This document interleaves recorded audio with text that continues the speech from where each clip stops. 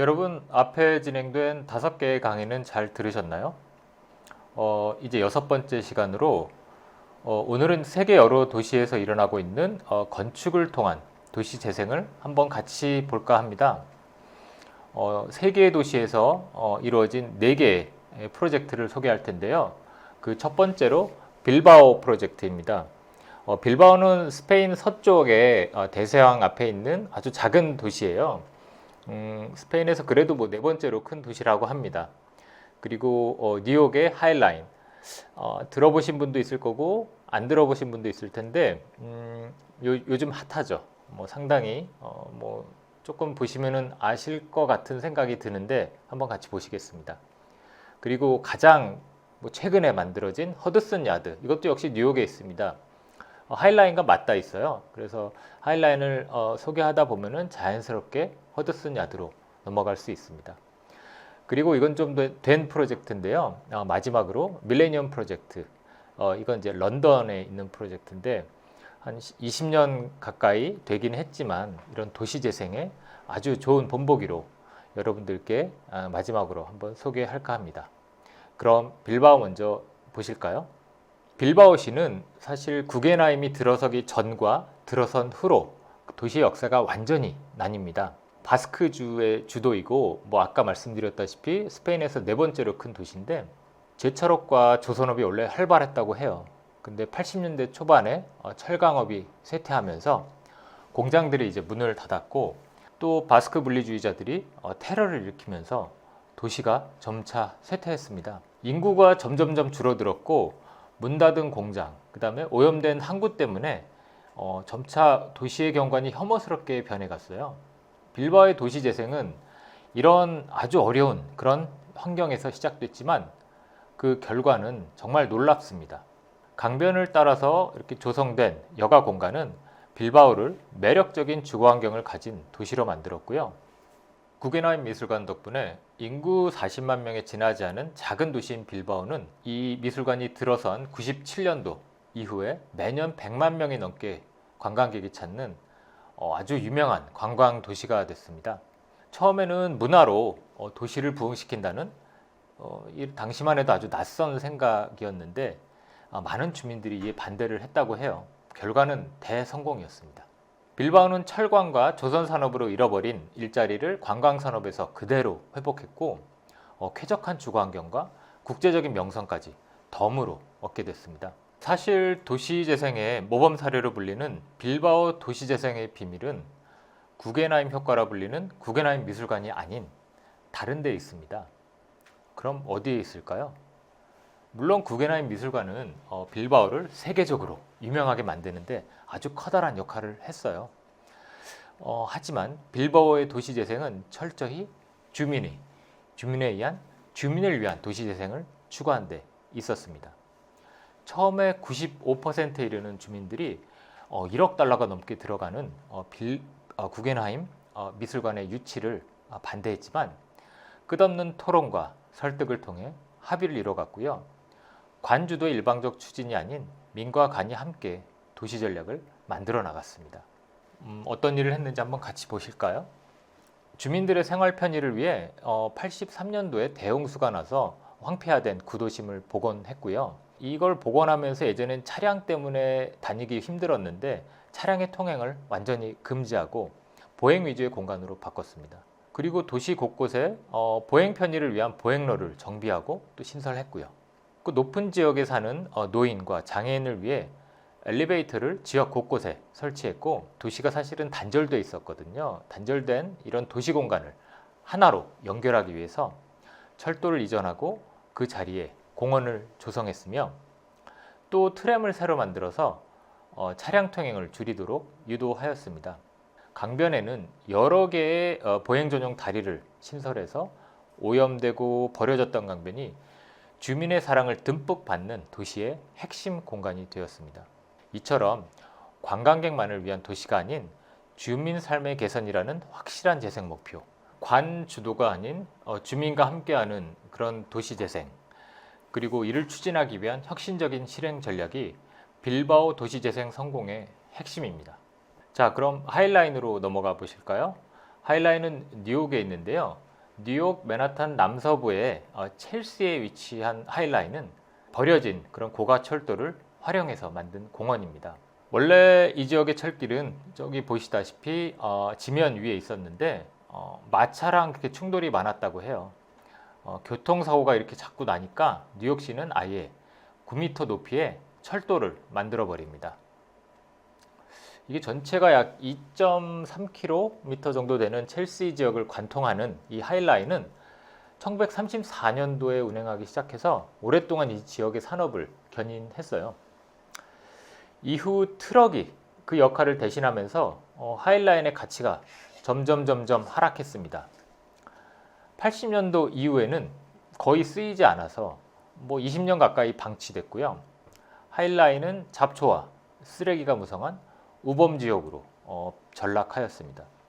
1999년 8월 하이라인의 미래를 논의하기 위해 커뮤니티 공청회가 열렸는데 여기서 프리랜서 작가인 조슈아 데이비드와 창업 컨설턴트 로버트 해먼드가 만나서 서로 그냥 이웃 주민으로 인사를 했고 이런저런 이야기를 나누다가 하이라인이 가진 잠재력에 똑같은 생각을 가지고 있었습니다.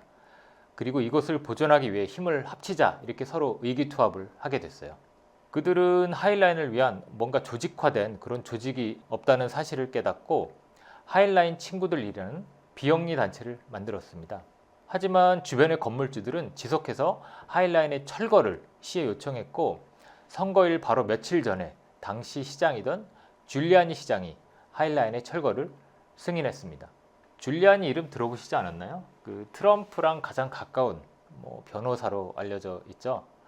그때만 해도 범죄와의 전쟁해서 인기가 높았었는데 점점 인기가 많이 떨어져서 지금은 놀림감의 대상이 된 게 좀 안타깝습니다. 어쨌든 다시 돌아가서 하이라인은 곧 사라질 운명에 처했는데 선거에서 하이라인의 보존을 공약으로 내세운 마이클 블룸버그가 시장으로 당선되면서 가까스로 살아남았습니다. 시민운동으로 시작한 하이라인 친구들은 하이라인을 지키기 위해서 주변 건물주와의 법정 분쟁도 불사할 정도로 아주 적극적으로 달려들었습니다.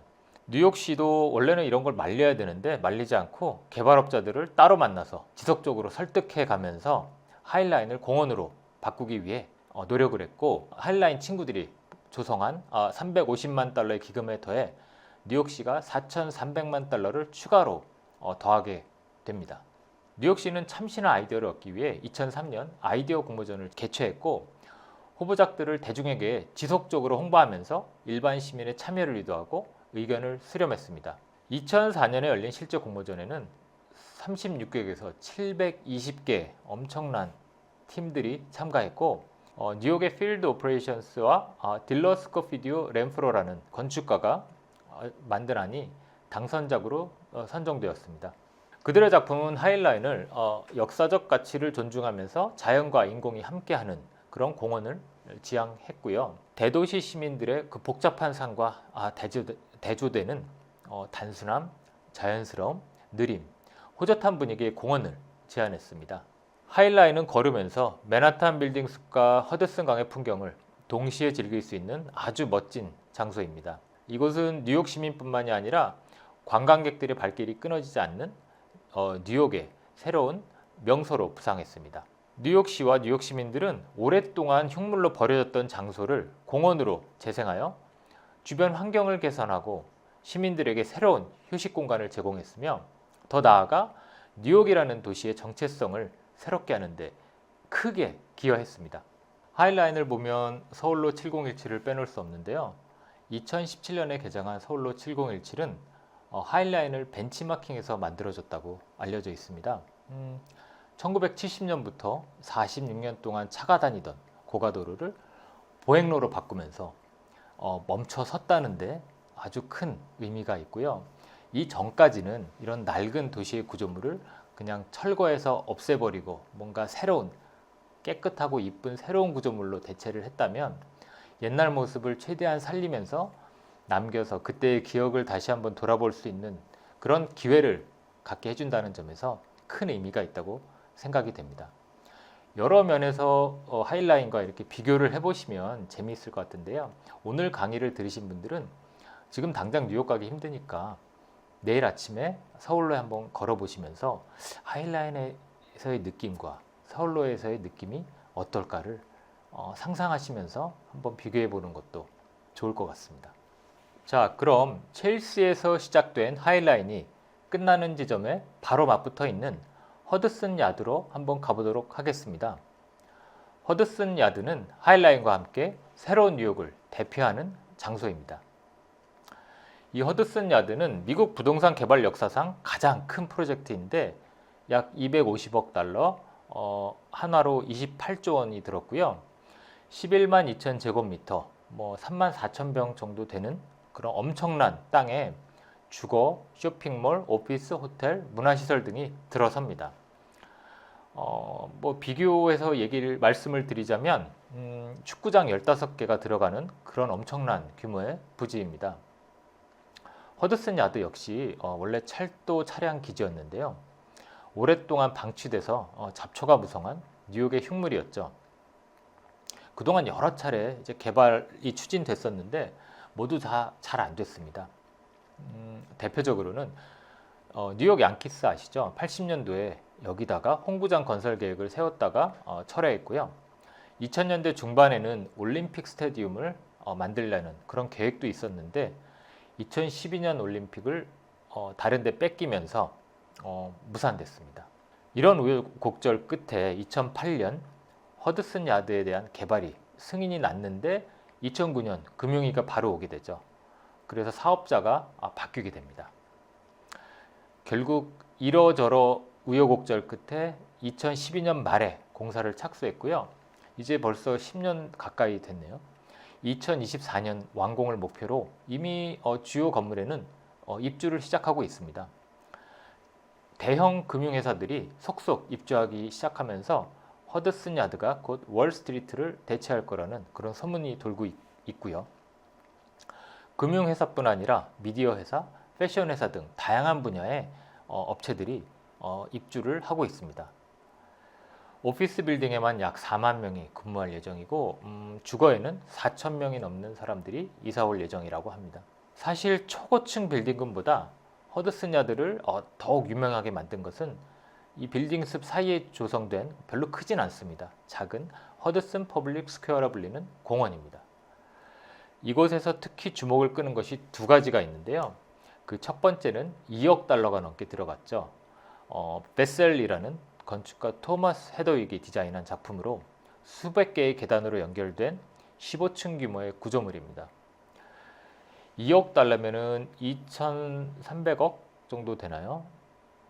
이런 계단에 2,300억을 쓸 수 있다는 것 자체가 놀랍습니다.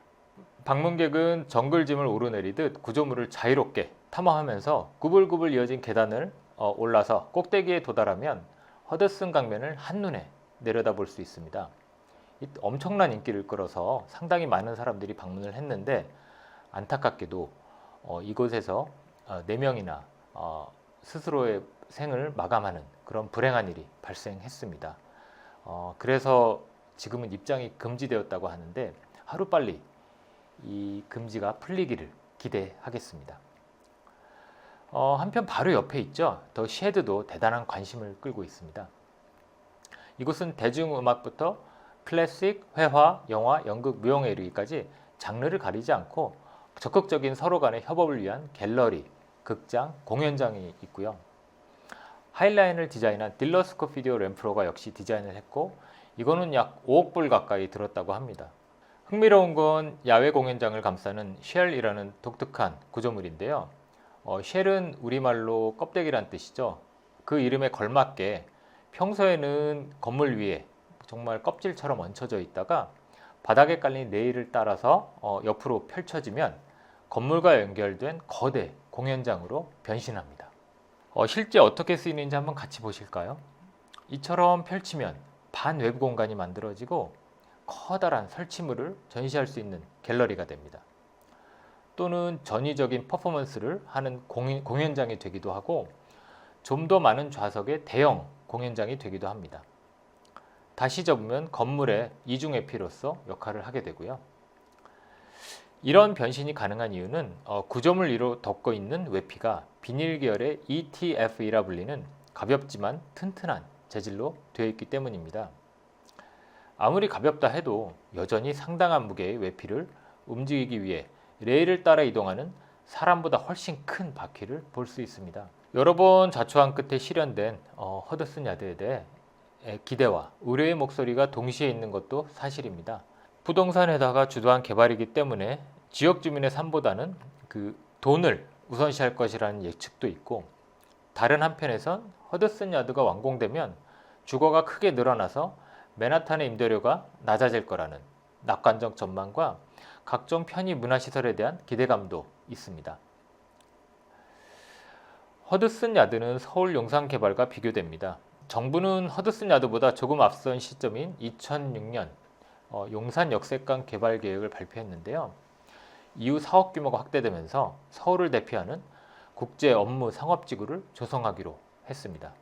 높이 620m에 이르는 111층 빌딩을 비롯해서 초고층 빌딩 23채가 들어서는 거대 프로젝트였는데 총 사업비 31조 원으로 그야말로 단군 이래 최대 개발 사업이라고 할 수 있습니다.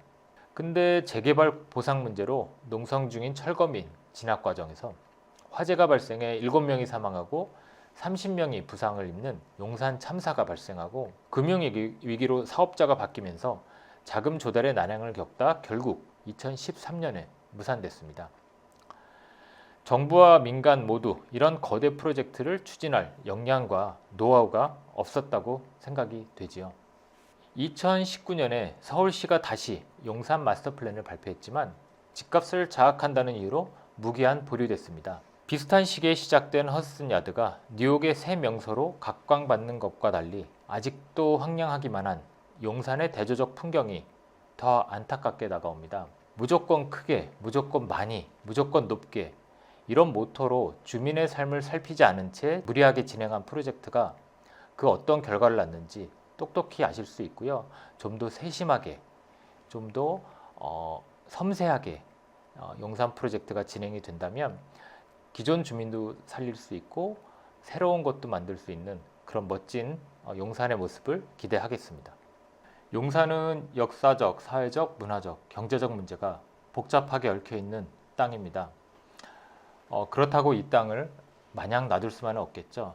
서울에 아마 거의 유일하게 남은 커다란 개발이 가능한 땅인데 이걸 단순히 돈의 관점에서 바라보는 게 아니라 주민의 삶도 살리고 문화도 살리고 그다음에 우리가 부족한 주택도 공급하면서 살릴 수 있는 그런 창조적인 발상이 필요하다고 하겠습니다. 그럼 마지막으로 런던의 밀레니엄 프로젝트를 한번 같이 보실까요?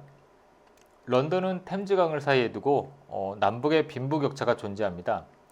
특히 강의 남쪽은 공장이 많아서 가난한 노동자들이 많이 살고 있고 전반적으로 조금 낙후되어 있죠. 공장이 하나둘씩 문을 닫으면서 점점 더 분위기가 흉악해져 갔습니다. 런던에서는 2000년대를 맞아서 강의 남쪽을 좀 더 발전시키고자 상징적인 건축물을 강변에 세워서 미관을 정비하고 분위기를 개선했습니다. 가장 상징적인 곳이 밀레니엄 브릿지인데요. 보행자만 건널 수 있는 자그마한 다리지만 바로 정면에 아주 유명한 유서 깊은 세인트폴 대성당이 있고 대성당 앞으로 곧장 연결되는 길을 만들어서 강의 남쪽에서 바로 갈 수 있게 했습니다. 이것 자체가 밀레니엄 프로젝트의 의미를 상징적으로 보여준다고 해서 밀레니엄 프로젝트라고 하면 이 다리를 먼저 떠올립니다. 세인트폴 대성당 반대편에는 그 문 닫은 발전소를 미술관으로 바꾼 그 이름도 유명한 테이트 모던이 있습니다. 만약 미술관이라는 새 용도를 덧붙이지 않았다면 정말 보기 싫은 흉물이었겠지만 버려진 공장의 새 숨결을 불어넣으면서 밀레니엄 프로젝트의 가장 성공적인 사례로 손꼽히고 있습니다. 발전기가 있던 내부 공간을 그대로 활용해서 만든 로비는 그야말로 드라마틱한데요. 여러분 기회가 되면 꼭 좀 방문해 보시기 바랍니다. 같은 건축가가 디자인한 그 뒤쪽에 덧붙인 신관은 2016년도에 오픈했는데요. 비슷한 느낌의 벽돌재인데 크기랑 그 만드는 방식이 조금 다르고요. 기존의 공장을 그대로 살렸던 첫 번째 디자인과는 다르게 종이를 접은 것 같은 형태의 과감한 모습이 특징입니다.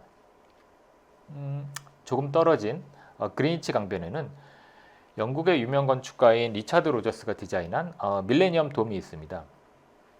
전시장 및 엔터테인먼트 홀로 사용되는 초대형 돔이 강변의 미관을 살리는 역할을 하고요. 이곳에서는 전시, 공연 등 다양한 행사가 수시로 열리고 있습니다. 마찬가지 목적으로 강변에 대관람차도 만들었습니다. 처음 이름은 밀레니엄 힐이었다고 해요. 처음에는 이런 대관람차가 템즈 강변의 이런 고풍스러운 그런 풍경을 해칠 우려가 있어서 5년만 한시적으로 설치한다는 조건을 달았는데요.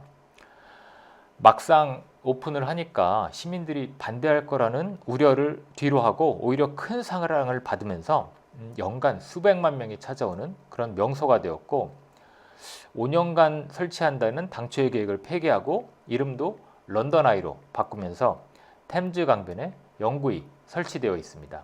런던은 유럽에서 타의 추종을 불허하는 초거대 도시이지만 산업화 시대가 끝난 뒤 활력이 떨어졌던 것도 사실입니다. 밀레니엄 프로젝트는 런던의 위상을 되살리는 불쏘시개 역할을 훌륭히 해냈습니다. 그 이후에 샤드, 스위스레 타워, 런던 시청 등 다양한 민간 개발이 잇따랐고, 옛것을 살리되 현대적이고 미래적인 모습으로 도시의 활력을 불어넣었다는 점에서 상당히 시사하는 바가 큽니다. 지금도 런던은 해외 방문자 수 기준으로 유럽에서 경쟁자가 없는 1위의 관광도시의 명성을 유지하고 있습니다. 우리의 한강을 잠시 들여다볼까요? 그동안 다양한 프로젝트들이 한강을 매력적인 공간으로 만들기 위해 있어왔고, 어떤 것들은 실행되기도 하고 다른 것들은 실행되지 못하기도 했습니다. 처음에는 세빛둥둥섬이죠. 반포 고수부지 앞에 있는 세빛섬이 그러했고, 두 번째 보시는 이미지는 노들섬 오페라 하우스입니다. 이거는 계획안으로만 남아있고 실제로 만들어지진 못했습니다. 지금 소개해드린 밀레니엄 프로젝트들은 정말 거대한 프로젝트들입니다. 민간이 할 수 없는 정부 차원의 아주 오랜 기획과 노력이 필요한 프로젝트들인데, 사실 런던을 바꾼 진정한 이유는 이런 데 있다기보다는 좀 더 작은 섬세한 곳에 있습니다. 테이트 모던이 위치한 이스트엔드에는 훨씬 어렵고 힘들고 낙후된 그런 지역에 사람들이 살고 있는데요. 정부 차원에서 예술가, 건축가, 예술계 학생들이 투입돼서 지역 주민과 같이 서로 의논하면서 낡은 집을 고치고 서로 공용시설을 만들고 공원을 만들고 이런 하나하나씩 바꿔나가는 그런 과정이 이루어지면서 동네 자체가 바뀌어 가고 있습니다. 이런 게 어느 한순간에 급격하게 일어나는 게 아니라 20년에 걸쳐서 차근차근 이루어지고 있고, 이러한 운동이 이스트엔드뿐만이 아니라 런던 전역에 퍼지면서 런던 자체가 살기 좋은 도시로 차근차근 변해가고 있습니다. 도시를 바꾸는 진정한 힘은 이런 시민의 노력이 함께할 때 반드시 이루어진다는 것을 여러분도 기억하셨으면 좋겠습니다. 오늘 함께 살펴본 4개의 프로젝트, 여기서 무엇을 볼 수 있을까요? 첫 번째 빌바오 프로젝트는 모두가 구겐하임 미술관만 생각하지만, 여러분들은 구겐하임이 만들어지기까지의 그 시민들이 참여 과정, 민과 관이 협력해서 만들어 나간 그 도시 전략들, 도시 재생의 과정들을 다시 한번 생각해 보셨으면 하고, 두 번째 하이라인은 정말 2명의 시민에서부터 시작됐습니다. 아무것도 아닌 2명의 시민이 모여서 점차 운동이 커져가서 오늘날에 여러분이 알고 있는 하이라인이 되었습니다. 세 번째로 허드슨 야드는 멀리서 오면은 엄청나게 커다란 굵직굵직한 건물들만 보이지만, 사실은 구석구석에 박혀있는 보석 같은 시민을 위한 공간들이 이 프로젝트를 더 빛나게 만들었다는 것을 아실 수 있고요. 마지막으로 밀레니엄 프로젝트는 물론 큰 프로젝트들이 눈에 띄지만, 그보다 더 중요한 것은 건축가, 예술가와 시민이 함께 자기 마을, 자기 집, 자기 옆에 공원을 하나씩 바꿔가면서 동네를 바꾸고 그게 점점점 커져서 런던을 새롭게 만들어 나갔습니다. 오늘 4개의 프로젝트를 함께 살펴본 이유는 결국 우리 동네 효창을 어떻게 바꿀까를 함께 고민해 보기 위함입니다. 여러분의 창조적인 사고가 하나씩 더해져서 효창을 훨씬 더 아름답고 훌륭한 곳으로 만들어 주시길 기대하겠습니다.